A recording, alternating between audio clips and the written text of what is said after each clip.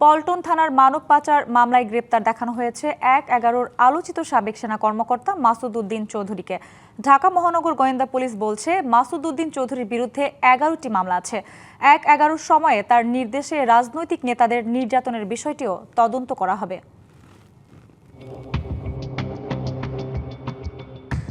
২০০৭ সালের ১১ই জানুয়ারি বাংলাদেশের ইতিহাসে ১/১১ নামে অধিক পরিচিত ক্ষমতার পালাবদল ঘটে। রাষ্ট্রপতি ইয়াজউদ্দিনের নেতৃত্বে গঠিত তত্ত্বাবধায়ক সরকারকে হটিয়ে সেদিন ফখরুদ্দিনকে প্রধান উপদেষ্টা করে গঠিত হয় তত্ত্বাবধায়ক সরকার।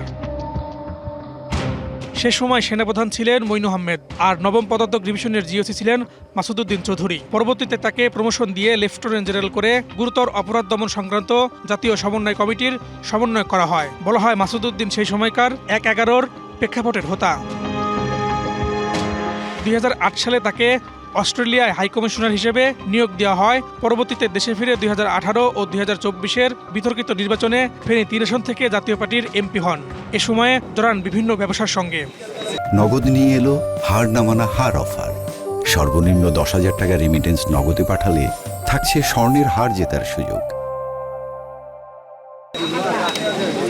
সোমবার রাতে গ্রেপ্তারের পরদিন সংবাদ সম্মেলনে ঢাকা মহানগর গোয়েন্দা পুলিশ জানায়, মাসুদ উদ্দিন চৌধুরীর বিরুদ্ধে বৈষম্য বিরোধী হত্যা মামলা সহ ১১টি মামলা রয়েছে। তার বিরুদ্ধে পল্টন, বনানী, কোতোয়ালি, মিরপুর ও হাতিরঝিল থানায় হত্যা চেষ্টা, মানব পাচার প্রতিরোধ আইন ও মানি লন্ডারিং সংক্রান্ত গুরুতর অপরাধের মামলা রয়েছে। প্রাথমিকভাবে তাকে ডিবির তদন্তাধীন পল্টন থানার একটি মামলায় গ্রেপ্তার দেখিয়ে বিজ্ঞ আদালতে প্রেরণ করে ৫ দিনের রিমান্ড। মাসুদ উদ্দিন চৌধুরীর নির্দেশে বিভিন্ন রাজনৈতিক দলের প্রধান, শীর্ষ নেতা সহ অনেকে গ্রেপ্তার ও তাদের উপর নির্যাতন চালানোর অভিযোগ রয়েছে। এ বিষয়েও তদন্ত করা হবে।